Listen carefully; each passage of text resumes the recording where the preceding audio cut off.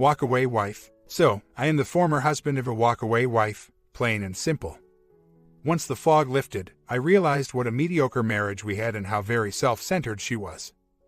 This lovely gal that I had married had suddenly turned into a near 300-pound work and World of Warcraft obsessed, who would yell at me that I was not her freaking father. When I asked her to come to bed, there had been the traditional silence for several months while she shopped for houses for her mother, which I later found out was her shopping for herself. I have abandonment issues from way back, lost nearly all relatives and my mom at 10 to 12 years old, and I did what I thought I needed to do and fought for my marriage as hard as I could. I didn't want my kids coming from a broken home. I tried very hard to do the 180, didn't quite do it. Most of the time I was able to pull it off.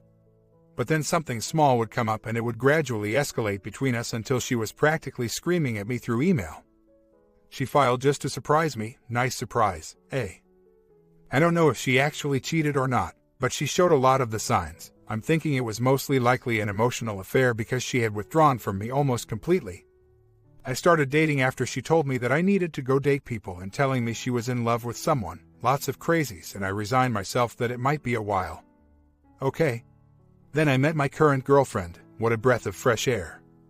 She recognized I was wounded but a good man and stood by patiently while I realized how battered I actually was. She introduced me to the 4 agreements and let me do my thing. She did just what I wanted, which was to just let me be me. I will have been with her almost 2.5 years in a month or two. No big fights or drama. Now, present day, things have been okay between me and the ex. I basically placed her on no contact since she would use little things to segue into arguments. I try to keep it to a minimum unless it's about the kids. My daughters are the best thing to come out of this. A friend thinks she still wants to engage me, be it negative or positive.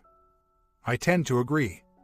She still doesn't understand that having her lie to me for upwards of 8 months, no, nothing's wrong, and plotting her abrupt exit was the worst type of betrayal I have ever experienced. It was made even worse by her basically taking out all of the sins of the men in her life on me while she exited. She says she is sad because I have stated that I don't ever see not being angry at her for the way she left. She has this idea that we are going to be the parents who get along just swell. I, on the other hand, cannot forgive the abuse and the callous way she treated me. I can forgive the divorce. What I can't forgive is the absolute lack of input I had in any of it. She broke up with me. 15 years of marriage, by email, things just went downhill from there. I honestly don't think I can ever trust her again, and I'm not even certain what I would do given a chance to. I could write a book on this, friends have said I should. So, my question is, has anyone ever had an ex like this? If so, how did you let it go, or at least get them to understand that you don't want to be friends with anyone who would hurt them so badly? She made an odd reference to my girlfriend as my current predicament, an odd choice of words. I should also add that she started working out just after her 39th birthday to the tune of $240 a week, hired a personal trainer and everything. I was like, sure. If that's what makes you happy. It's very difficult because we basically only communicate through email, and even a small quip can turn into a huge reaction from her. I remember once answering her with a word or two and she gave me back a 3-page email with how I was so cold and uncaring. In the meantime, I'm sitting there thinking, wait, who left who? The other side of it is that she knows my buttons so well. She knows that I have a curious and inquisitive mind and hates getting half ideas. I have caught her seeding concepts in my head in her emails. Because she knows I hate not knowing. For the most part, I have been able to calmly study them. Much like the marriage, however, I feel that I am being pressured or told that my reactions are not okay and that I don't have the right to be angry. Distrusting or wary of her motivations, it's like she wants to rush ahead to a possible point in time where I'm not angry with her for her actions. To me, this is unacceptable, but discussion of it invariably turns into conflict. Like always, she has always been good at putting me into a bind. I share 50% custody. They are with me every other week. She actually bought a house on their bus route back when she was filling my head with the possibility of us getting back together, and it was only temporary. They have nothing bad to say about her. She turned into a version of plastic that I despise, but she treats the kids well. So I cannot complain. I keep putting her on NC, but she eventually breaks it and sends me something that has nothing to do with anything. For the most part, I ignore them. This last one was me not being able to resist a shot. She had stocks that her company gave her as a bonus, and I was due my share. Instead, I told her to hang on to them and use my half for each of the kids' college fund. She wrote me a few times about her company being sold and I ignored that. Then she forwarded a letter to me from their financial manager saying that all the stock was underwater so it was worthless. She noted it saying, well, it was nice to think it would have amounted to something. Guess it kept me around. To which I replied, just like my marriage. Nothing else. Of course, I knew that would get a rise out of her. But I was a little miffed that she was trying to use me for emotional support when she had rejected me so soundly before. She was close to 300 when she hit her 39th birthday, complaining of pain in her sides. Then she started hitting the gym and spending a lot on money on clothes, all the while staying up late on her computer. I'm thinking MLC or affair. Tonight, we have a group event where my daughter is in chorus. She will be offended that I don't sit with her. But as I have explained to her before, we aren't partners and we don't need to show any solidarity. My children know I am in their corner and that's all that counts. She says that I'm not demonstrating the proper co-parenting. I say I am teaching the girls that you don't let someone roll over you and not distance yourself from them.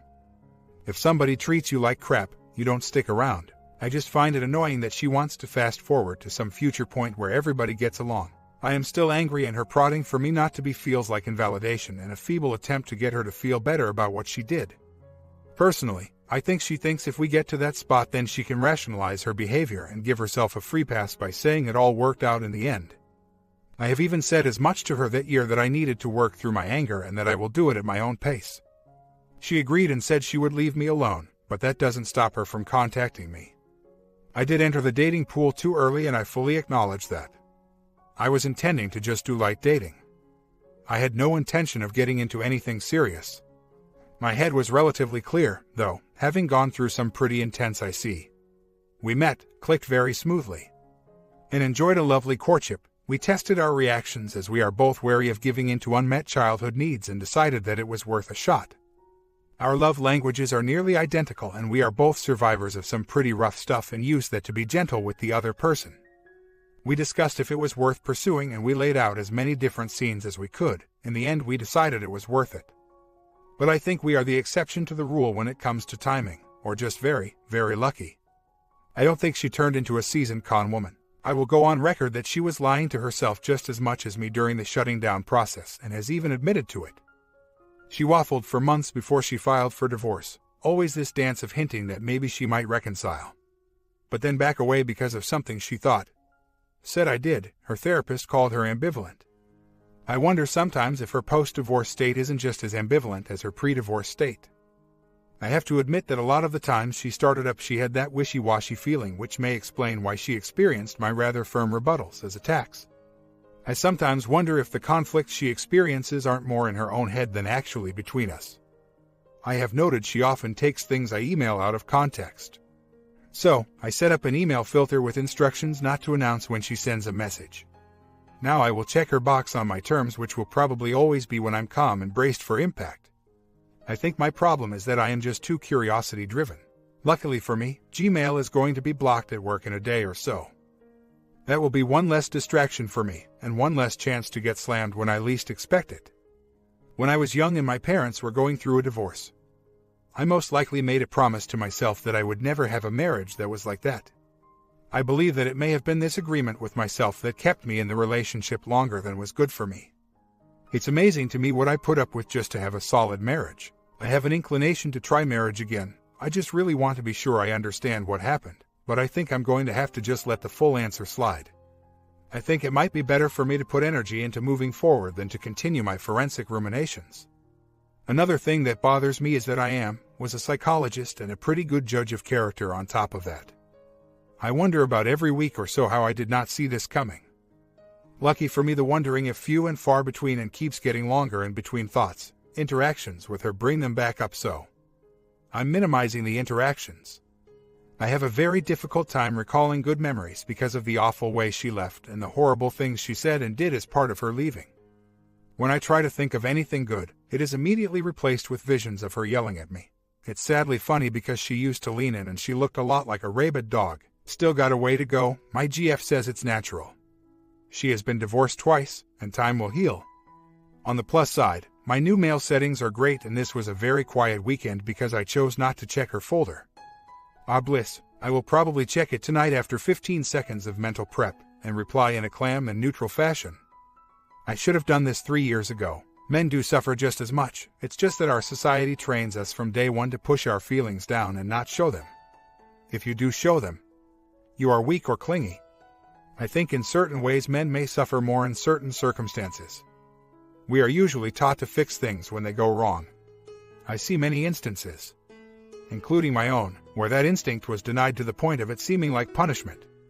But I think in the end nobody ever wins. I would have been much happier if I was given a chance to make things right. Then at least I could say I gave it everything I possibly had. On a good point, the ex emailed me today lambasting me for supposedly not answering an email she sent. It was filled with projection, accusation, and a clear understanding that she has no clue who I am anymore. So, I tried a different tact and told her that the way she was addressing me didn't work for me and would she please rewrite it.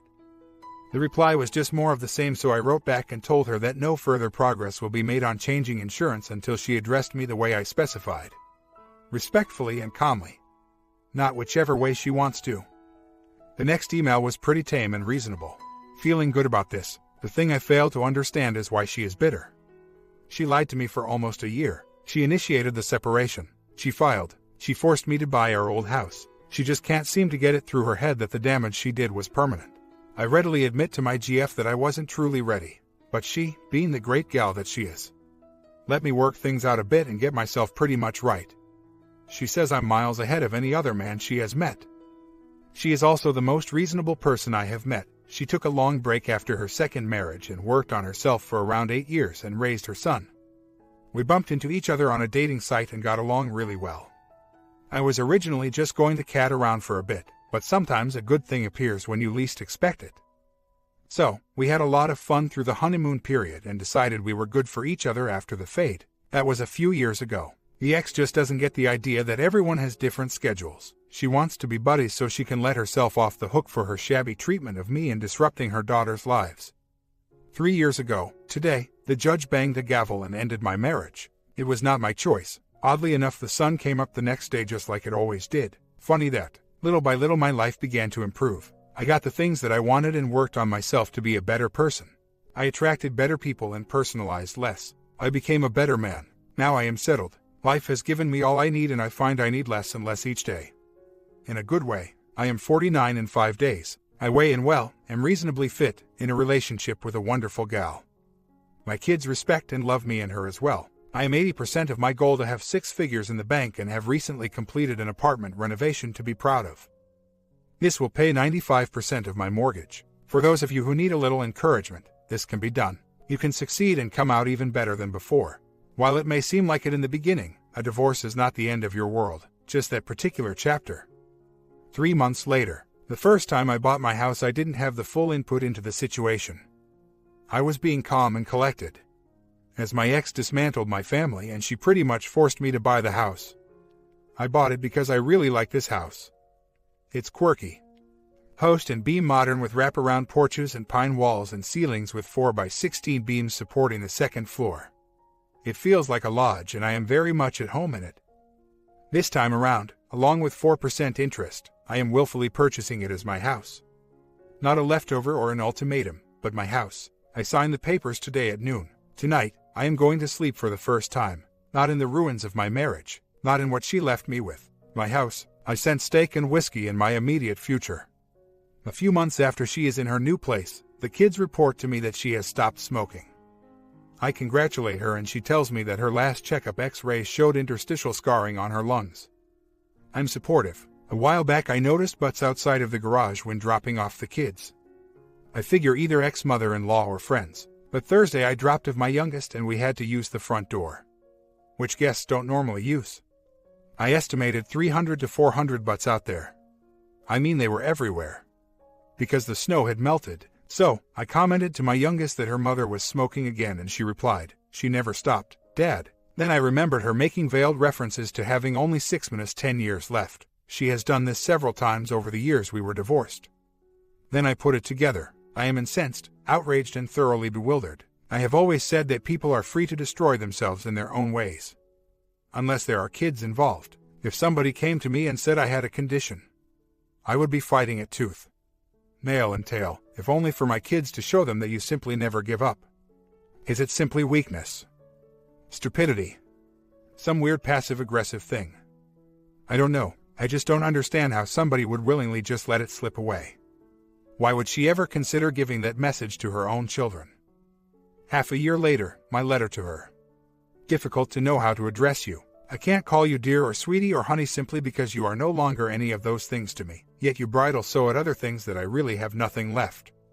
And you have always complained that calling you by your name sounds cold. Well, it is a cold name. If you look up its meaning, it translates into several things, none of which are warm and friendly. Anyway, I met a woman in Stowe several weeks ago who was the very spitting image of you except dressed a little nicer, and her hair wasn't dyed ash blonde. She spoke with your voice, and when I first heard her, I almost turned around and asked what the hell you were doing there.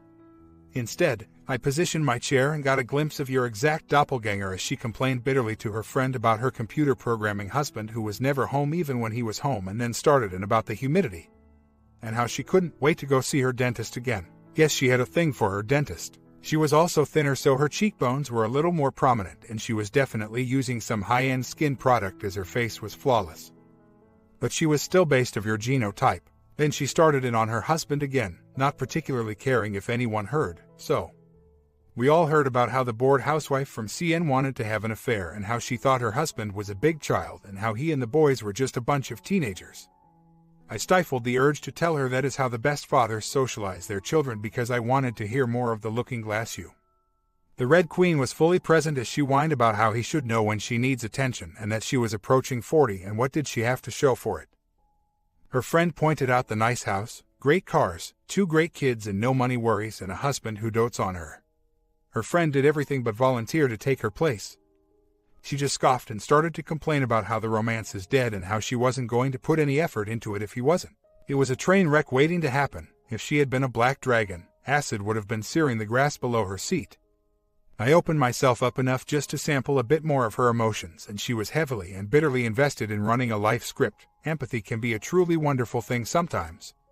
Her friend was great and suggested several things, but you, just kept at the script. It was like she was determined to run it till the very end to force herself to make a choice. Or until she had run out of options.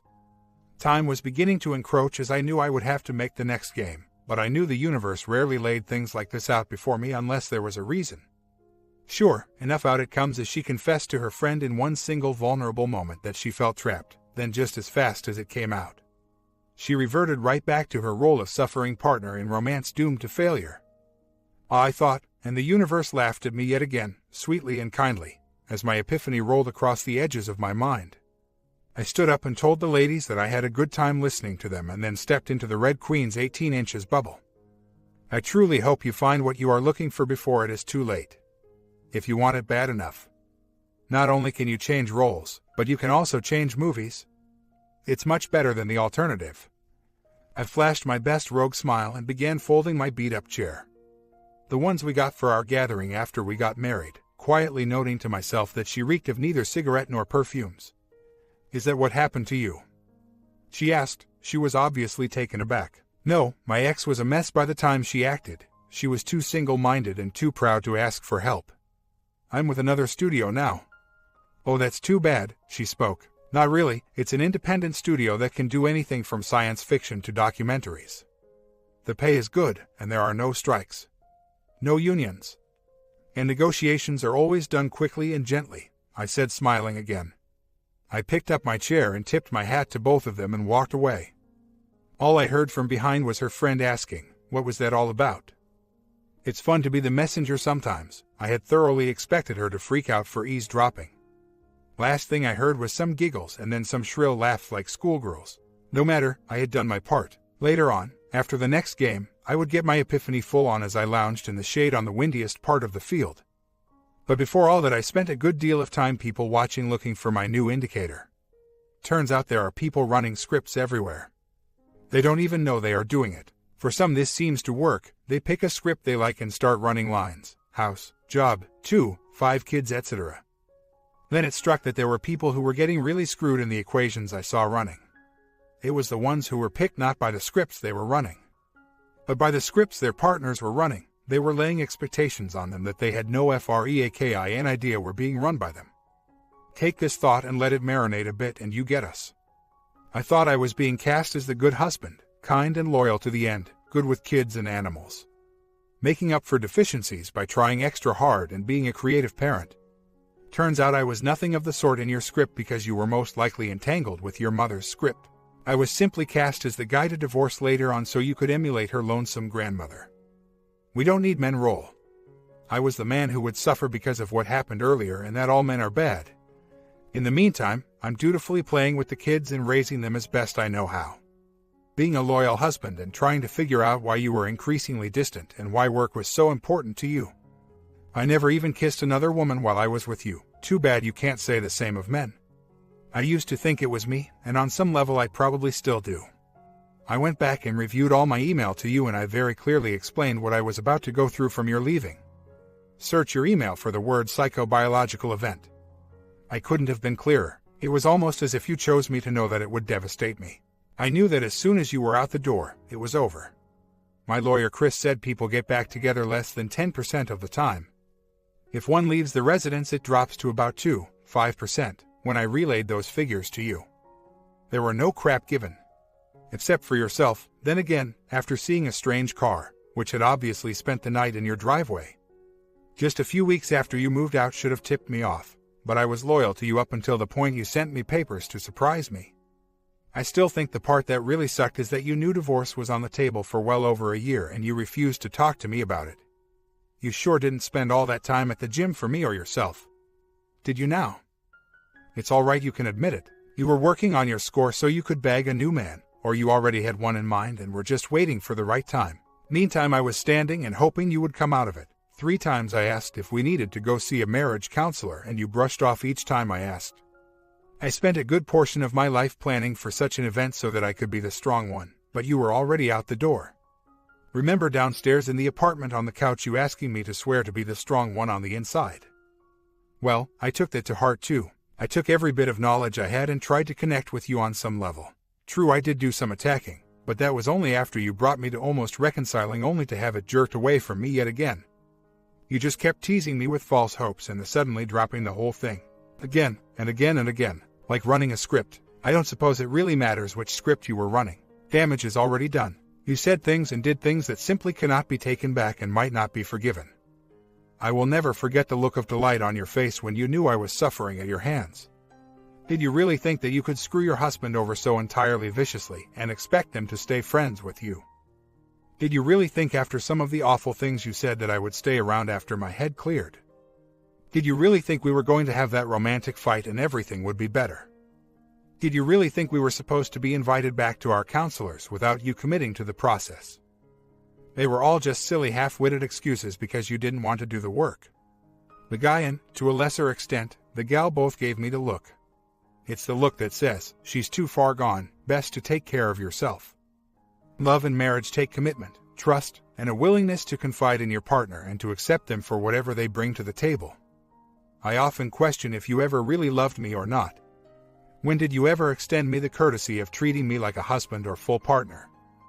Well, you didn't have to, because I was never going to be the end-all partner in your life. In that way you are just like your mother and grandmother. Men are tools to be used and thrown away when you don't want to deal with them. I fathered kids with you and got them through to the point where they could almost fend for themselves. My job is done, trust was withdrawn and I was left standing there going, what just happened? You withdrew that trust long before you divorced me, according to your script anyway. The men that you all co-opt into your scripts get hammered because they are sold one thing but get another. Chuck probably got handed a script for nice guy who gets laid in return for chores. But she took a little too much out of him, especially since she used to drop those big hints in front of everyone. He didn't touch her for 3 years, I can believe this. Being a nagging drunk guy can make you look pretty ugly. Just saying, I bet your mother also purposefully tapered off the bonding and made it into a reward system. Some men don't respond well to that. Looking back, I can see now that Chuck cut his losses and made a smart decision. I met your mother at the height of her functionality, so I couldn't extrapolate how far she could go down. But I watched her do it until Chuck left, and then I realized I was supposed to fill in. I did try very hard to fill in for Chuck, but that wasn't my job and I knew it.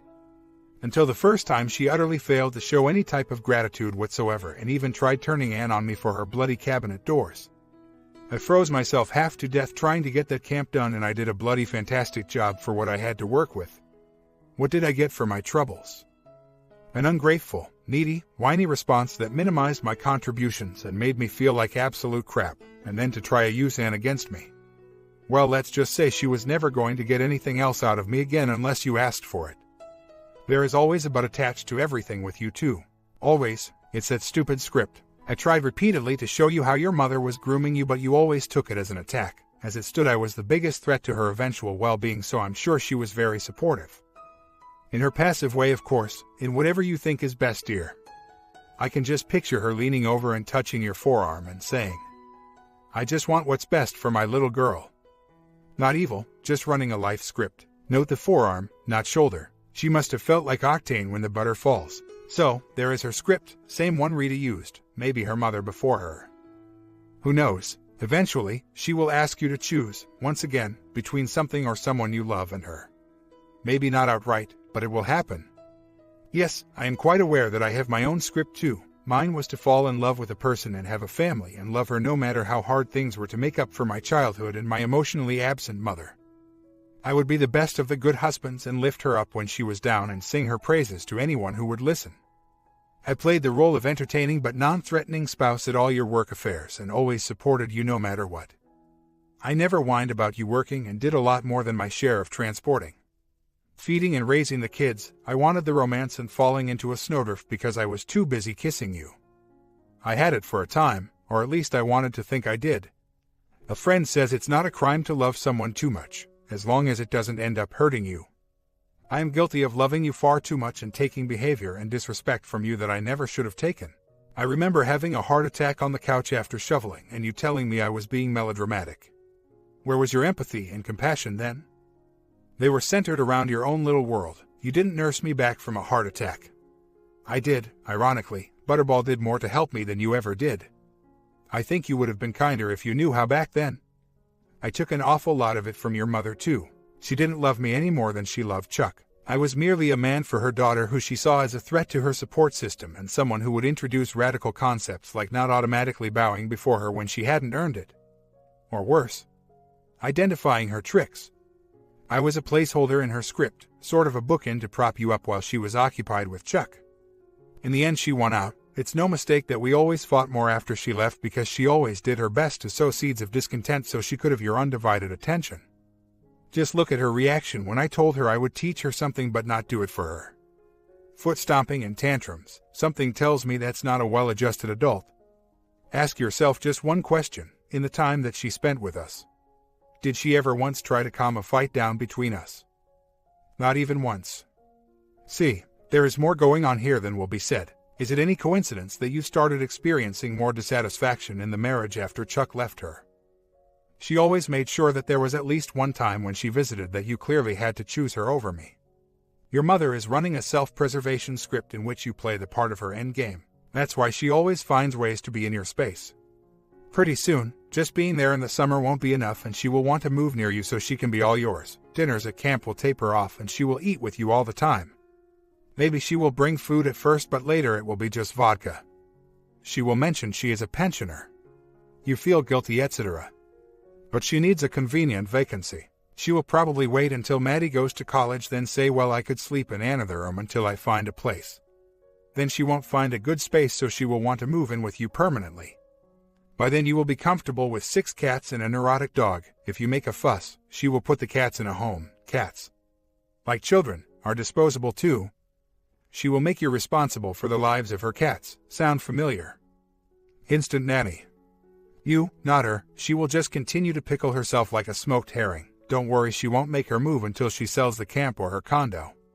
She is recreating her life with Rita. All those times she didn't defend me or encourage you to work things out. It wasn't that she was defending her daughter. It was that she was preserving her meal ticket. She even drove you down to sign the divorce papers, didn't she? It's for the best, Kathy, just like Rita did to your mom when she sent you away.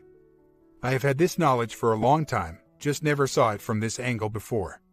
It's quite fascinating. As to your observation that she may become the executor of your will, who cares? I don't owe you a thing, and the only thing you owe me you don't have the depth, desire to execute. I doubt very much you will ever leave me anything, since that would be admitting you were wrong or that you felt you owed me something. Can't have that, can we? Not your fault, you are just playing the hand you were dealt. I'm also fairly sure I won't get any deathbed confessions about, well, anything. So, no, I won't have to deal with your mother at all. I am immune anyway. I know what makes her tick and I know what makes her run away. Once you have a mouse. An elephant doesn't look so scary. Since she is no longer my matriarch, I don't have to put her on a pedestal anymore, which was becoming increasingly difficult because as she ages, she gets needier. But that's your basket of worms now. I want you to know that I always tried to respect your need for time with your mother, and I was always confident that you would return to me in good time. I didn't like going to the lake because all I felt was an overwhelming pressure to work for your mother. It was like she expected it out of me and I simply could not relax there. I know she said I was being antisocial to many people there, but it wasn't antisocial of me to want alone time because that's how I recharge. I was simply taking care of myself. Some people do it by visiting other people. I do it by being by myself. People rarely understand that it's exhausting to be around too many people. For me at least, whether you realize it or not, this is my reality when I see you. You have a cross to bear as we all do. It's just that I can see it from a different angle than you can. Even if it's 100% wrong, it's still the way I see you. You can never get someone to see you as you truly are. Only as you try to present yourself. No matter what, people will lay their own filters down over you just as you will lay yours over theirs. It's how humans survive. It saddens me a great deal that you have ceased to see the real me and insist on keeping your filters on. It's a small death of me that I feel every day. The fact is that I am still the same man you fell in love with all those years ago. Good with children and animals, loyal and caring, creative, loving, introverted and organizationally challenged. I understand that you need to make sure I stay slightly bad in your mind to rationalize your treatment of me and the subsequent death of us. Having treated hundreds, I know it all too well. Feel free to hold on to whatever ideas you have created about me. It will help you run your script, now that I can clearly see your script and how it is intertwined with your mother's. I actually feel sorry for you, maybe even pity you. There is no way you can get away from it, and it's lodged quite firmly in your life. It's there, and even trying to get rid of it won't work because your mother will simply reinforce hers. You and your mother are intertwined in a way that will always interfere. Kind of funny that I got too little, mother, and you got too much. It was never going to end in anything other than me losing, and I am facing that fact. In the meantime, it is unfair of me to hold your actions against you. Now that I see it from a different side, there was very little you could have done to escape the bind you were in, and the pressure would have eventually broken you. One could argue you made the right call in cutting me loose, since I am a survivor. Always have been. I'm not saying it was purposeful, or even thought about on a conscious level, as I am still of a mind that thinks you are not fully aware of your actions. It just is. I know there were other pressures that lead you off the path. All I can tell you is that I am still very disappointed that you chose your mother over me, and that I really did think we had all that we needed to be a great couple. Now that I know how much differently we saw the future, I can only forgive you for not seeing things as I thought you saw them. I wish things could have been different. I wish I didn't feel so betrayed, and I wish that you were not the way you are. I can't imagine willingly tearing your family apart to escape some unseen pressures only to end up like you are now. There was never any way for us to win. You showed me the person you wanted to be, not the person you are.